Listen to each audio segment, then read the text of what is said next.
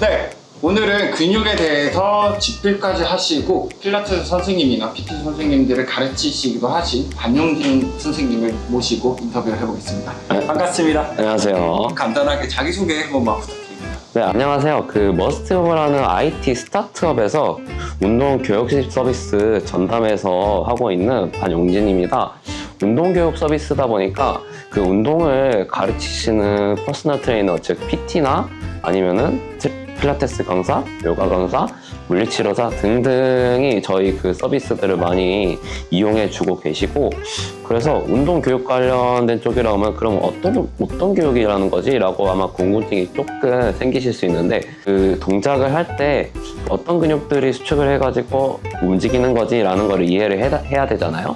어떤 뼈들이 어떻게 움직이는 건지도 알아야 되고, 그래서 기초해부학을 통해서 그 뼈 구조나 근육 구조나 이런 것들을 좀 가르치고 있고, 그리고 기능해부학이라 해가지고 아까 말했던 운동 동작들 할 때 그러면 이 근육들이 어떤 기능을 어떻게 수행하는가 학문도 좀 다루고 있고, 질환 관련된 거, 질환 관련된 거라 한다면 아마 질환이라고 하면은 병원에서 다루는 질환들만 생각하시는 경우들이 많은데, 어쨌든 그 병원에서 다룰 수 있는 그 영역이 있고, 이제 그 병원 이후에 다룰 수 있는 영역이나 아니면은 저희가 좀 그 다룰 수 있는 영역들이 있어요. 운동 강사들이.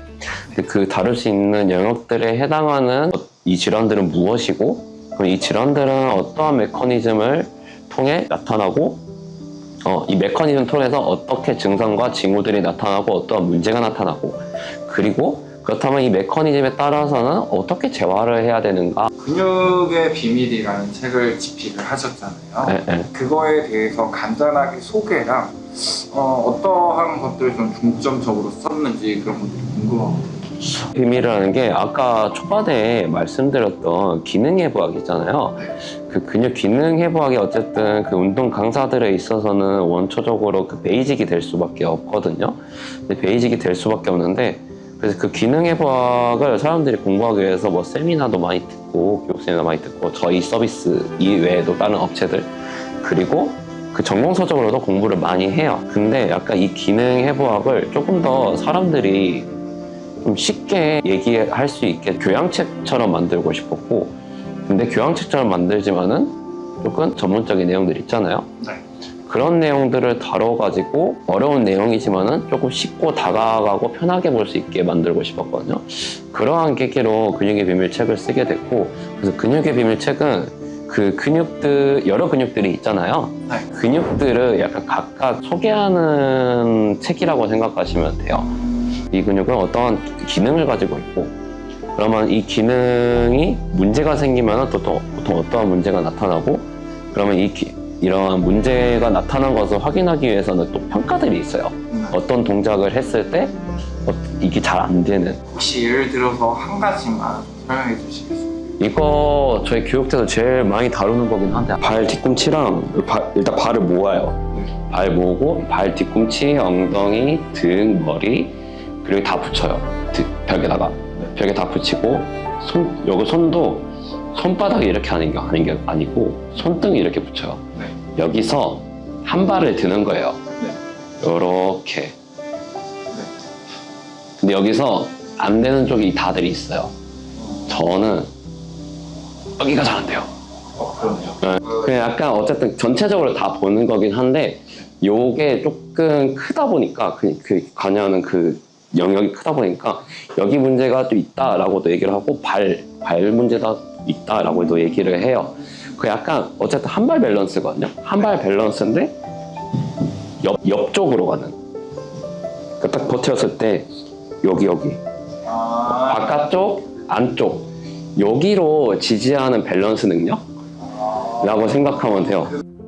그러면은 근육의 비밀에 대한 책도 저도 읽어봤는데, 맨 처음에 나왔던 그 발에 대해서 발은 거의 우리 몸의 근간이 된다라고 이렇게 적혀 있더라고요. 거기에 대해서 조금 간단하게 설명을 해주실 수 있나요? 일단 발이란 게 저희 그 운동 강사분들도 엄청 어려워하는 주제예요. 왜냐면은 일단은 발이 굉장히 다양하게 나타나는데, 그 움직임들이 또 결합해서 막 이렇게 나타나다 보니까, 저도 이쪽 공부할 때 발 관련해서 할 때 정리가 안 돼가지고 엄청 난감했었거든요. 근데 저희 근육의 뼈를 보면은, 몸의 뼈를 보면은 약간 뼈들이 길게 돼 있거나, 그쵸? 약간 저희 정강이 뼈, 요 허벅지 뼈보다도 길게 되어 있고, 그리고 골반만 보더라도 크게 한 3개 정도 약간 큼직큼직하게 돼 있거든요. 근데 발에 있는 뼈가 지금 한 20몇 개예요. 약간 작고 긴 뼈 있고 해가지고 발가락 뼈들 해가지고 이렇게 작게 구성되어 있는데 이 뼈들이 이렇게 있음으로써 저희가 이제 그 발을 통해서 힘을 만들어낸다고 했잖아요. 하체에서 우리 몸에 근간이 되는 안정성의 근간이 된다, 몸의 토대가 된다라고 얘기 들었잖아요. 그 힘을 딱 만들어냈을 때 잘 전달이 되게 되는 거예요. 딱 그 착지 같은 거 했을 때 엄청 그 충격이 세잖아요. 그 충격을 했을 때도 흡수를 시켜줘요, 얘가. 그 뼈들이. 네, 그 뼈들이. 그래가지고 모나리자로 유명한 레오나르도 다빈치 있잖아요. 레오나르도 다빈치가 화가로만 유명한데 화가 말고 다른 것들도 엄청 많이 했거든요. 근데 그 사람이 발과 관련해서 얘기를 했던 게 발이 인체공학 최고의 걸작이다 라고 얘기를 하거든요. 그 침팬치나 같은 사족보행하는 사람들이, 사람들이 아니지. 사족보행하는 동물들 있잖아요. 그 친구들도 발에 아치가 있거든요. 아치가 있는데 사람이랑 비교를 해보면 아치가 엄청 낮아요. 무너져 있어요. 거의 무너져 있다고 봐도 될 정도로 엄청 낮아요. 저희 사람이 일단은 이 발을 보면은 아치들이 이렇게 크게 그 밖에 있는 그 우리 다리 말고 저 밖에 있는 그 저희가 건너는 다리, 다리가 아치가 있음으로써 튼튼하게 구조화를 할 수가 있는 거잖아요. 마찬가지예요. 요것도 이렇게 네. 아치 형태가 있기 때문에 네, 우리 네. 몸이 이렇게 안전적으로 네. 서 있을 수 있게. 안정적으로 이제 서 있을 수 있는 거죠. 네, 그래서 이렇게 돼 있죠. 그리고 발가락 뼈들도 조금 잘 움직일 수 있게 넓게 벌려져 있고. 저희 현대인들은 신발들이 보면 신발들 좀 이쁘게 낸다고 신발들이 작아야 이쁘다. 근데 이제 신발들이 작다 보니까 약간 그 발들이 올마매거든요. 그래가지고 보통 보면은 발가락들이 모여있는 사람들이 많아요. 저도 좀. 저도 조금 이제 운동하면서 좀 넓어지고 있긴 한데 모여있거든요. 근데 그 발 잘 쓰는 사람들은 특히 그 요가 강사분들 보면은 발가락이 사이사이가 엄청 커요. 벌어져 있어요. 근데 그게 발을 잘 쓴다는 증거거든요. 진짜 그 잘 모이는 사람들이 그 여자분들 하이힐 신는 사람들. 아예 그냥 이렇게 모여 있잖아요. 근데 이렇게 모여 있다 보니까 발이 죽다 보니까 그 종아리에 붓기도 생기고 어쨌든 좀 전체적으로 문제 많이 생기잖아요. 근데 아까 하체 관련해서 힘의 근간이 된다고 얘기했죠. 안정성이 토대가 되고. 근데 이 발이 그렇게 죽어버리면은 아예 그냥 힘 자체도 못 쓰죠. 상체는 이런 것들이 좀 중요하다. 이런 것들이 좀 중요하다. 이렇게 말씀해 주실 수 있어요.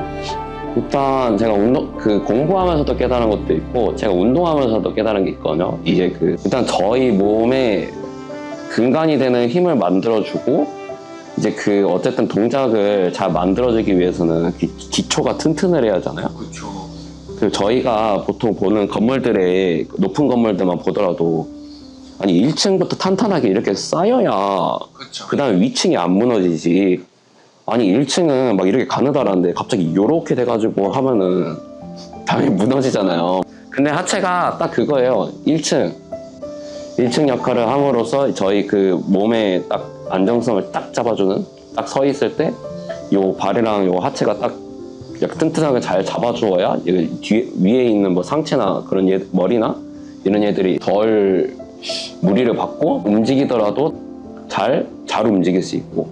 그래서 약간 하체는 힘에 좀 근간이 되고 안정적으로 좀 잘 맞춰주는 그 토대가 되는 그런 역할을 하더라고요.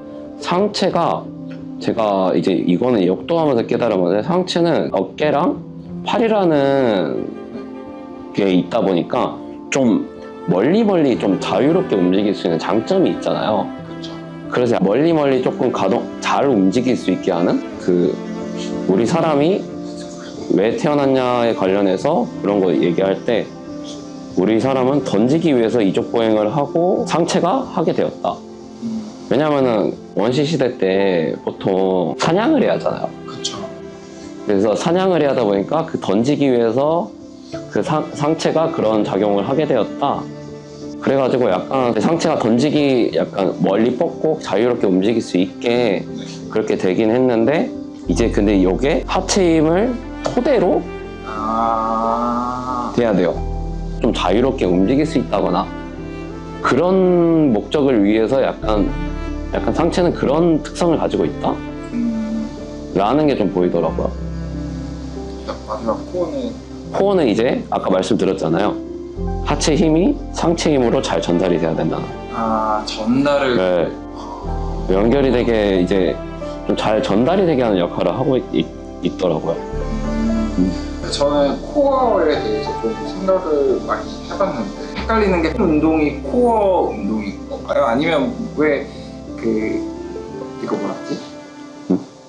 데드리프트. 데드리프트도 코어에 힘을 많이 줘야 된다고 막 하는데 그거는 사실 등 운동이잖아요. 일단 복근이 그 코어에 해당하는 근육 중에 하나에 관여를 할 수 있기는 한데 근데 그것만으로는 너무 설명이 부족해요. 복근 운동만으로는 그 정말 저희가 생각하는 그 코어의 역할을 만들어주기에는 굉장히 부족하고 그 아까 말씀드렸던 데드리프트가 조금 더 정확하죠. 오히려 단지 그게 데드리프트가 등 운동이라고만 생각하는데 등 운동이 아니에요.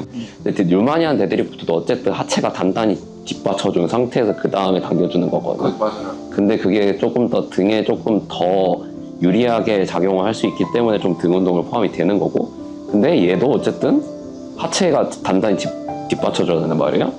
복압이 그 하체 힘 토대로 이게 그 상체 힘이 잘 연결되게 잘 힘쓸 수 있게 만들어주는 거거든요.